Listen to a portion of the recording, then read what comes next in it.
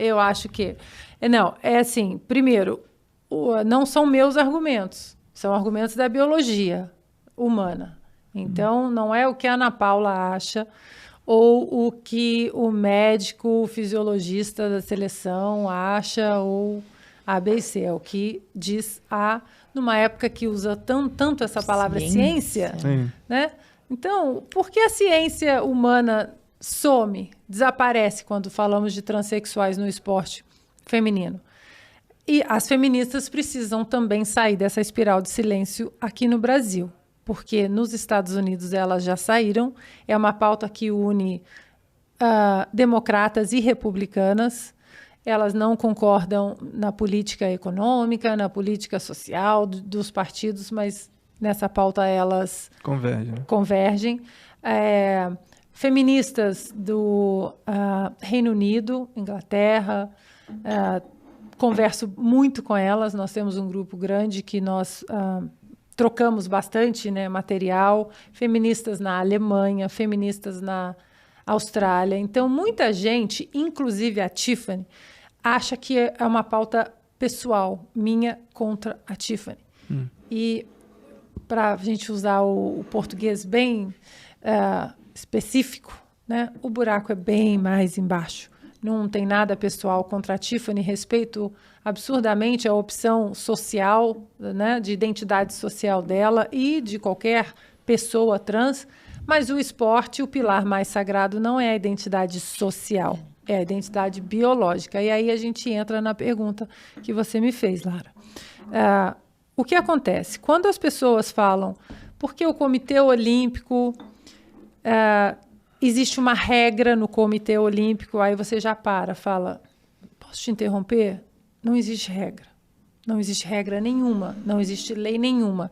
Existe uma recomendação, que aqui para a gente é um pagamento de pedágio ideológico. Existe uma recomendação do Comitê Olímpico para os esportes que queiram autorizar que esses homens biológicos, que essas mulheres trans, joguem e compitam nos seus esportes. Cada federação tem a liberdade de falar, não, aqui não. O vôlei, o basquete, cada federação vai decidir se autoriza ou não. Não existe regra, você tem que. Dentro dessa recomendação, qual é a recomendação atual do Comitê Olímpico? E aí agora apertem os cintos. Um homem biológico... para poder competir com mulheres, ele precisa baixar sua testosterona até 10 nanomols por litro. Isso durante 12 meses, ou seja, durante um ano ela precisa mostrar que teve 12 meses ali de testosterona abaixo de 10 nanomols por litro. Depois de uma vida inteira de testosterona lá em cima, né? Esse é o grande problema. O próprio Jordan Peterson mostra vários estudos, e aí é só entrar na internet que tem vários estudos, que dentro do útero já existe a diferença genética do feminino e do masculino na própria cadeia cerebral. Então, quando uma criança nasce, você vê que as próprias brincadeiras de menino e de meninas são diferentes, pelas conexões cerebrais, pelos hormônios. Existem dados da Federação Americana de Atletismo e de Natação, que são esportes individuais, então tem como você analisar o indivíduo, que ali a partir dos 5 anos, a diferença de tempo dos meninos para as meninas é muito grande. E isso nunca, a boca do jacaré, né, de 5, 6, 7 anos, ela vai só aumentando. Aí chega na puberdade, a boca fica gigantesca ali nos 13, 14 anos. As meninas não chegam nem perto dos tempos dos meninos.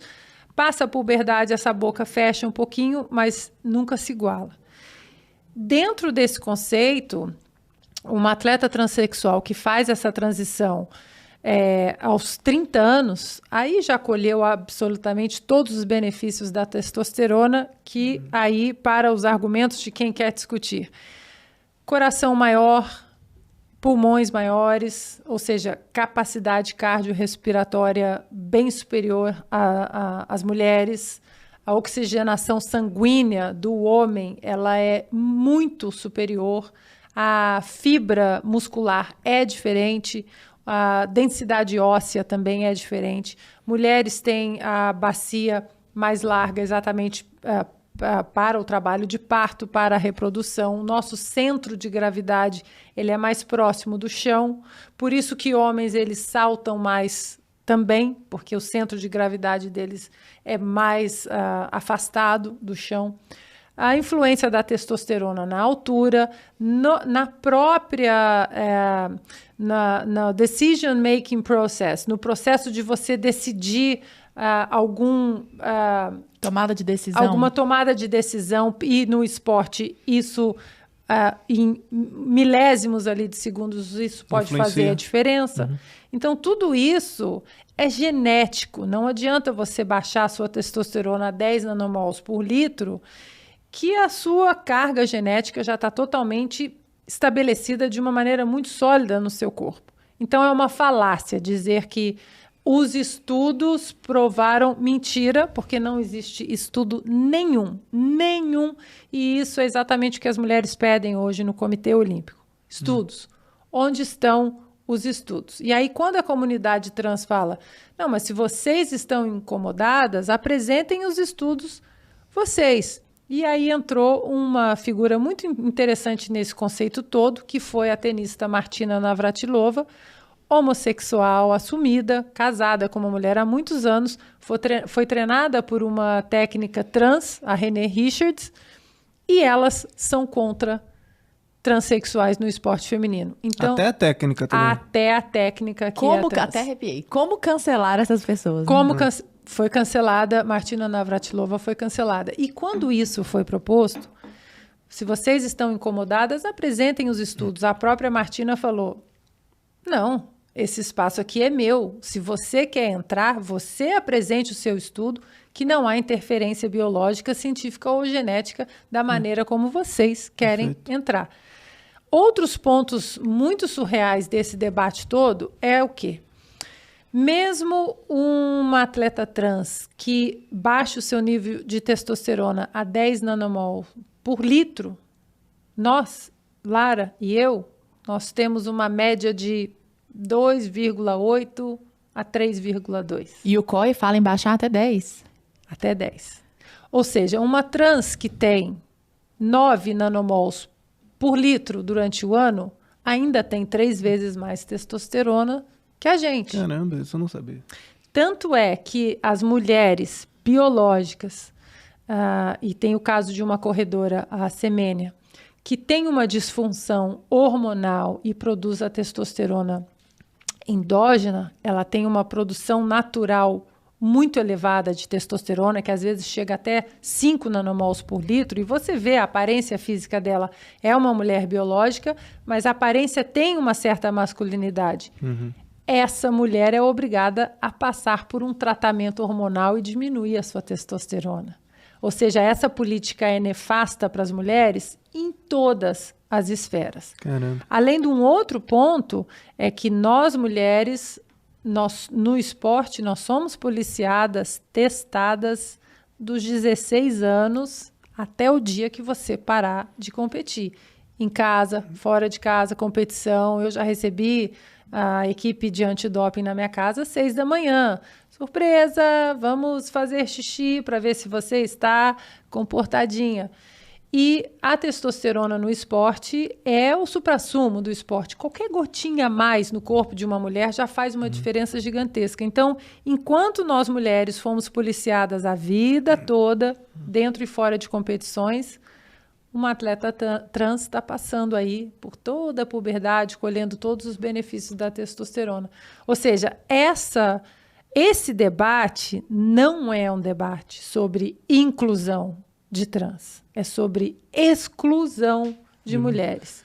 Porque meninas nos Estados Unidos que passam ali o ensino médio, que é o high school, treinando, investindo, competindo para ganharem bolsas de estudos nas universidades importantes, porque toda a universidade nos Estados Unidos ela é paga, elas hoje estão perdendo bolsas atléticas para meninos que, dependendo do estado, como o meu estado na Califórnia, por exemplo, você só precisa se identificar como menina. Caramba, não precisa nem fazer cirurgia nem nada. Isso tem outra questão também. A recomendação do COB tirou a cirurgia. Antes tinha baixa a testosterona a 10 nanomols por litro e cirurgia. Hoje não tem mais. Hoje nem precisa. Não. E aí entra um outro ponto também. Desculpa, você falou take your time, eu tô... Por Take favor, my time. Não, por favor, é isso mesmo. E tem um outro ponto também, que é o ponto que as pessoas imaginam que o esporte olímpico, o Olimpo, as pessoas super saudáveis e tudo de bom acontece lá. Não é bem assim. Existe uma máfia do doping dentro do esporte olímpico, porque medalhas e glória, isso tudo traz dinheiro, isso tudo são bilhões de dólares que são movimentados por ano aí na indústria do doping. Tem até aquele filme lá, o Ícaro. O documentário, Exato. excelente aquele documentário. Excelente, excelente. Fica a dica para quem está nos Recomendo assistindo. muito. Icarus, né? Ícaros. Recomendo muito. E o que acontece é que as políticas antidoping, elas estão sempre enxugando gelo, elas estão sempre atrás do doping, né? O doping está sempre na frente. O que acontecia, por exemplo, nos anos 60, nos anos 70, na Alemanha Oriental? Para despistar ali as substâncias proibidas, que são sintéticas, e isso o doping, o antidoping, ele já tinha uma técnica também muito acurada. O que acontecia? As atletas do atletismo, as corredoras, elas engravidavam dos seus técnicos, davam um pico de testosterona, porque a gravidez traz esse pico de testosterona, e aí elas abortavam. Nossa, Que? eu me lembro disso. Caramba. As atletas ginastas também muito, né? Então, mulheres, as atletas da Alemanha Oriental, elas chegavam a ter 13, 14, 15 abortos durante a vida atlética, porque abortava, dava o pico de testosterona, chegava na competição, competia, abortava. E assim foram anos. Que loucura. Quase. É muita E loucura. isso é para ilustrar que o esporte de alta performance, ele tem um lado obscuro, ele tem um lado que não é bonito. E a partir do momento que a gente abra essa porta de transexuais, de homens biológicos no esporte feminino, não pense vocês que só os que querem se tornar mulheres, não vai acontecer. Vai acontecer, isso vai ser a exceção, porque a regra vai ser federações inescrupulosas pegando meninos, baixando a testosterona durante 12 meses, competindo, ganhando medalhas, depois dispensa, não precisa de cirurgia mais. Né? Nós tivemos no Rio 2016, a delegação inteira da Rússia foi banida do atletismo, exatamente por causa de doping. Então não é um assunto simplesmente de inclusão, é um assunto que vai, ao longo dos anos, excluir muitas mulheres de